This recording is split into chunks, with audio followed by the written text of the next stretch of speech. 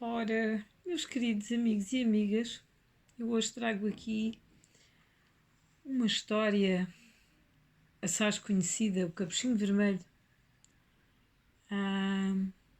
mas vou usar a versão original, que é menos conhecida, talvez, ou talvez não, mas é uma versão curta e que, portanto, não foi modificada e transformada numa coisa mais, digamos que assim, politicamente correta.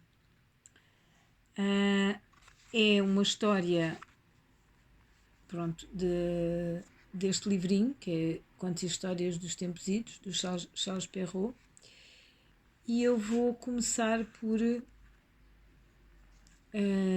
abordar aqui uma questão que aparece no início, que não é propriamente a história, mas e que nem é escrita pelo Charles Perrault, mas que de alguma forma traz um bocado de luz a esta questão dos contos e da interpretação das crianças, da interpretação dos adultos dos contos, se os contos devem ser mais ou menos burilados para não ferir suscetibilidades, enfim, essa questão que sempre levanta muita polémica é aqui abordada no início, no prefácio deste livro, de uma forma que eu acho muito interessante e que vou partilhar convosco.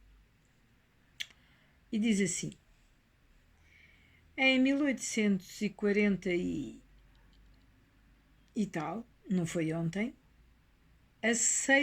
tinha aceitado a espinhosa missão de fazer companhia durante meia hora a uma criancinha, que era então bastante difícil de entreter. Tratava-se de desviar a sua atenção durante longos minutos de um acontecimento importante que estava a passar-se em casa dos seus pais e que se pretendia ocultar-lhe. Esta criança, já com 4 anos, não era daquelas a quem facilmente se faz acreditar que bexigas são lanternas, e o seu rosto sério e refletido evidenciava bastante bem que, embora filha de Eva, as historietas não se coordenavam com os seus gostos. Resolvi então, a fim de dar cumprimento ao meu mandato para, por forma a satisfazer a família, que me fizera a honra de me confiar, contar qualquer coisa de sério à minha amiguinha. Eu, receando não sem razão nada poder tirar de mim que fosse digno de tão requintado auditório, fui buscar à biblioteca da avó da menina Tecla. Era este o nome da menina com a qual eu aceitara aquele delicado encontro. Fui buscar, como dizia, só um momento, tenho que passar aqui a página e, entretanto,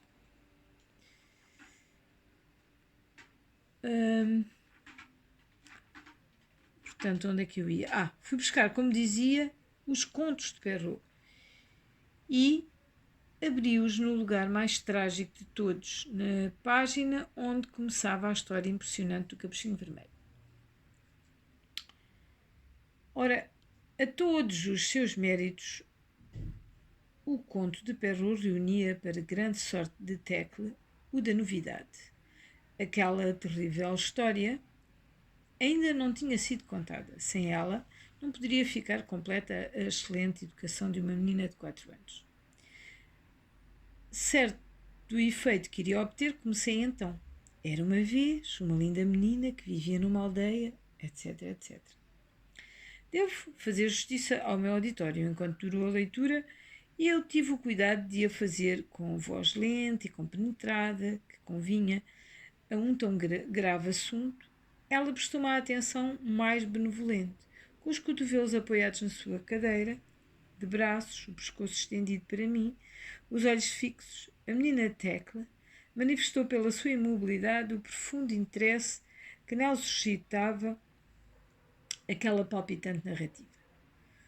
O seu olhar, os seus belos e grandes olhos de criança não se desviaram dos meus lábios e quando cheguei ao desenlace não pude duvidar que todas as peripécias do drama terrível que acabava de se desenrolar perante ela não tivessem impressionado o seu espírito atento. A sua boca apresentara-se um pouco apertada no início do conto, em sinal de reserva, mas pouco a pouco entreabria-se. Depois, finalmente, enquanto o interesse crescia, abria-se tão francamente que se esquecera de voltar a fechar-se. Havia pelo menos 5 minutos que tinham soado aos meus ouvidos aquelas terríveis palavras. O lobo mau lançou-se sobre o capuchinho vermelho e comeu. Com as quais termina a deplorável aventura do excessivamente confiante capuchinho vermelho. E parecia escutar ainda. Então, disse-lhe, intrigado com aquele silêncio prolongado que não estava nos seus hábitos, e algo inquieto com o efeito produzido pela minha leitura. Então, Tecla, que pensas deste conto? Não é uma história linda e engraçada? Sim, respondeu Tecla, cujas feições se distenderam e cujo entusiasmo explodiu subitamente. Sim. Ah, ele é tão bonzinho, este lobinho. Este lobinho, exclamei. Este lobinho que estás tu a dizer, minha pequena Tecla. Não é o lobo que é bonzinho, é o capuchinho. Não, é o lobinho, explicou Tecla, com aquela suave firmeza que só pode ser inspirada por uma profunda convicção. Mas tu não estás a ver bem, minha linda, exclamei, impressionado por aquela resposta singular e inesperada, que perturbava todas as minhas ideias sobre as conclusões morais da obra de Perrault. Este lobo mau não pode parecer-te interessante. É um mauzão da história, é um vil acelerado. Comeu a avózinha do capuchinho, comeu tudo. Não, retorquiu Tecla. Não comeu o bolo. E retomando a mesma expressão e confirmando-a com a inexorável teimosia da infância. Ah, é tão bonzinho este lobinho, repetiu ela. Confesso que me senti cair em abismos de desvario. Olhava com uma espécie de pavor o fresco e cândido rosto da minha pequena interlocutora. A cabeça das fins não me teria parecido mais carregada de enigmas e mistérios. Quem é a criança? Dizia para comigo. Esta menininha de 4 anos que me diz, sem pestanejar, o que me parece uma monstruosidade. Ou eu, que ela consegue perturbar com as suas afirmações absurdas. Que se passa neste pequeno cérebro e por que inversão de todas as leis naturais a simpatia desta alma ingênua se orienta para o carrasco e não para as suas vítimas.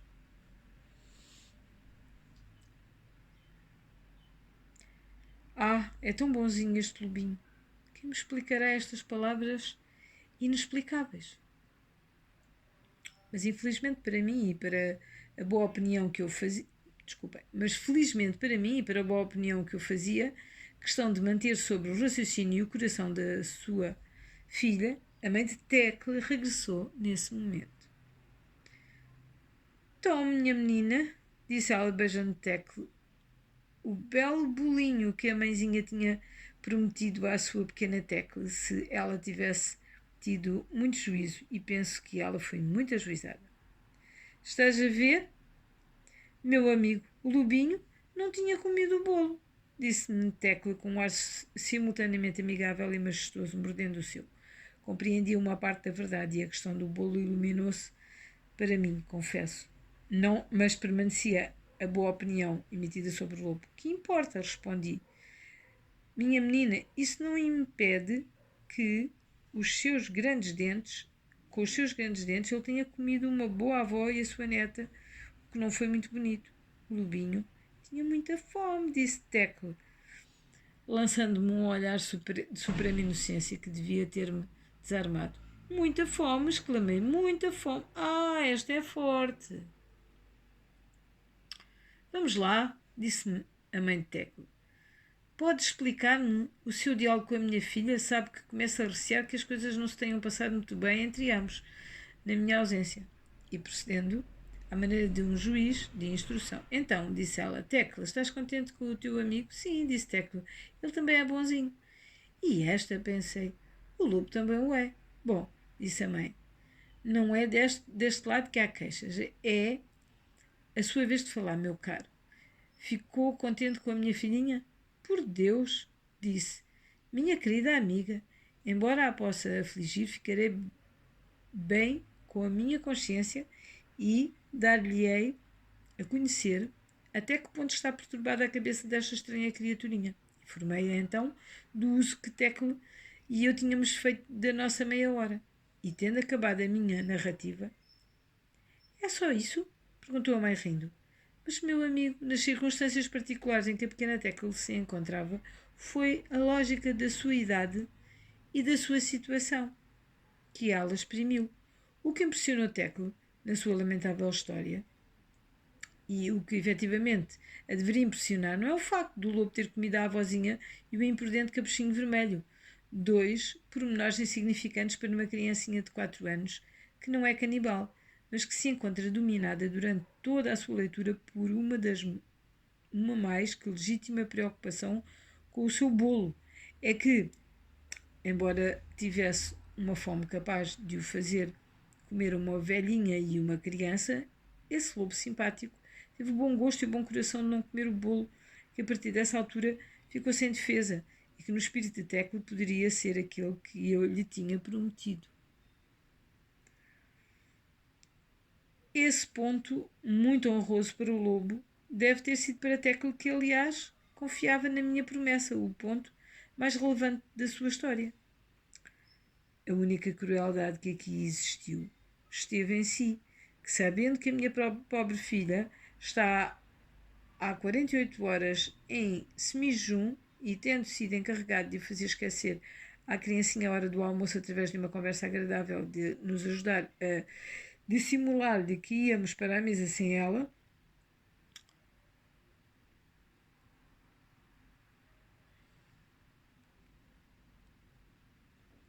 se lembrou de contar este estômago vazio os infelizes encontros de um lobo acicatado pela fome. Olhe, a minha filha é um anjo, por ter achado bonzinho, tal como o lobo, porque manifestou um prazer cruel em engrossar-lhe os dentes com as suas histórias, onde não se faz mais do que comer. Admire-a e peço-lhe perdão. Foi o que me apressei a fazer. Desde esse dia, foi para mim um dado adquirido que, seja qual for o livro, e tal como a pequena Tecla, nós nunca pedimos mais do que uma coisa aos seus heróis e ao seu autor, que queiram ter a bondade de nos deixarem intacto a nossa parte do bolo.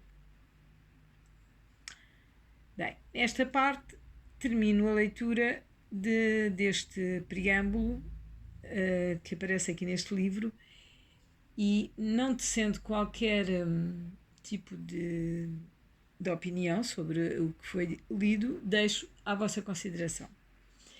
E vou assim passar a ler a história do Capuchinho Vermelho, que aparece mais adiante aqui no livro e que é a versão, portanto, integral da história do Capuchinho Vermelho.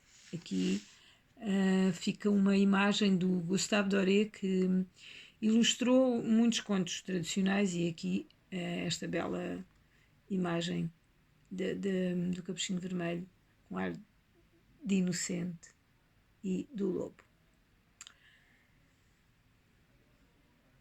Ora, Capuchinho Vermelho. Era uma vez uma menina de uma aldeia, a mais bonita que já se viu. A sua mãe adorava e a sua avó ainda mais a adorava. Esta boa mulher mandou-a fazer para ela um capuchinho vermelho, que lhe ficava tão bem que em todo o lado lhe chamava o Capuchinho Vermelho.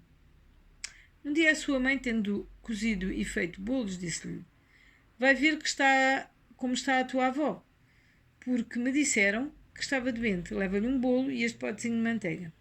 O Capuchinho Vermelho encaminhou-se imediatamente para a casa da sua avó, que vivia numa outra aldeia. Ao passar por um bosque, encontrou com o Padre Lobo, que teve muita vontade de a comer, mas não se atreveu por causa de alguns lavradores que estavam na floresta. Desculpem, alguns lenhadores que estavam na floresta. Perguntou-lhe onde é que ela ia.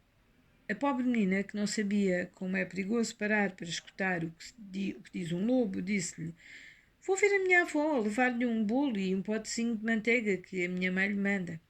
Ela mora longe? Perguntou o lobo. Oh, sim, respondeu o Capuchinho Vermelho. É depois do moinho que está a ver lá ao fundo. lá ao fundo, na primeira casa da aldeia. Muito bem, disse o lobo, também quero ir vê-la. Vou por este caminho e tu por aquele e veremos quem vai chegar lá mais cedo. O lobo pôs-se a correr, com todas as suas forças, pelo caminho mais curto, e a menina foi pelo caminho mais longo, divertindo-se a apanhar avelãs, a correr atrás das borboletas e a fazer ramos com florinhas que encontrava. O lobo não levou muito tempo a chegar à casa da avó. Bateu. Toque, toque.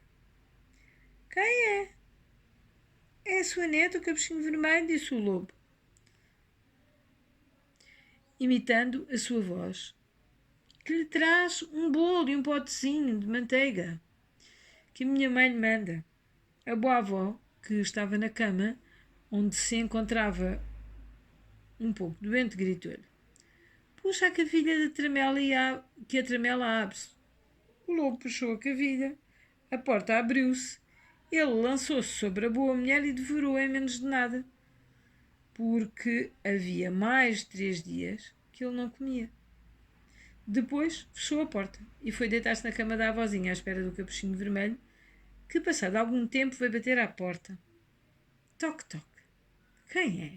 O capuchinho vermelho, que ouviu a voz grossa do lobo, primeiro teve medo, mas depois, julgando que a sua avó estava constipada, respondeu: é a sua neta, o capuchinho vermelho, que lhe traz um bolo e um potezinho de manteiga que a minha mãe lhe manda. O lobo gritou-lhe, suavizando um pouco a voz: puxa a carvilha, a tramela abre-se. O capuchinho vermelho puxou a cavilha e a porta abriu-se. O lobo, vendo-a entrar, disse-lhe, escondendo-se debaixo do cobertor da cama: põe o bolo e o potezinho de manteiga em cima da arca e vem deitar-te comigo. O capuchinho vermelho desce-se e vai deitar-se na cama, onde ficou muito admirado ao ver como era a sua avózinha em camisa de dormir, e disse-lhe: minha avó, que grandes braços tem. São para te abraçar melhor, minha filha. Minha avó, que pernas tão grandes tem. São para correr melhor, minha filha. Minha avó, que grandes orelhas tem. São para te ouvir melhor, minha filha. Minha avó, que grandes olhos tem. São para te ver melhor, minha filha. Minha avó, que grandes dentes tem. São para te comer. E dizendo estas palavras, o lobo lançou-se sobre o capuchinho vermelho e comeu-a. E aqui termina a história, mas não antes de uma pequena moralidade que nos deixa aqui o Sr. Charles Perrault. E diz assim: aqui se vê que os jovens, sobretudo as raparigas belas, elegantes e gentis, fazem muito mal em ouvir toda a qualidade de pessoas, e que não é coisa estranha que o lobo as coma. Eu digo lobo, porque nem todos os lobos são da mesma espécie. Há os de um humor afável, sem ruído, sem fel e sem furor, que mansos, benevolentes e amáveis seguem as jovens donzelas até às suas casas, até às suas alcovas. E aí, ai de nós, quem não sabe que esses lobos dengosos são de todos os lobos os mais perigosos.